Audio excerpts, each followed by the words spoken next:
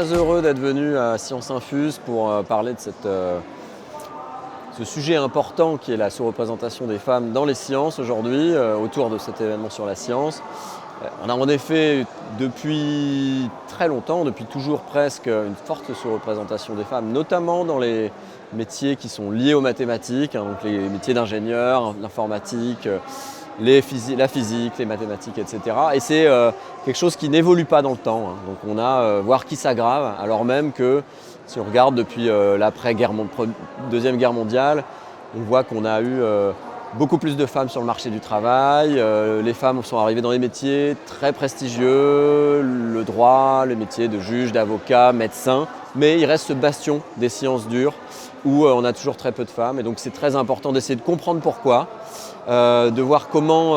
nos stéréotypes culturels,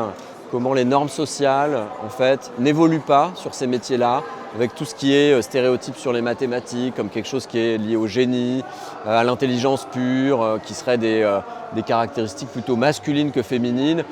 Il est très important de prendre conscience de ces biais, de voir comment on peut lutter contre, de faire en sorte de comprendre que par exemple, un mathématicien ou une mathématicienne, c'est quelqu'un qui a fait énormément d'efforts pour réussir, qui a dû travailler beaucoup, échouer, retravailler et réussir comme ça, quand il n'y a pas du tout la science infuse en fait, pour reprendre le nom du festival, finalement c'est quelque chose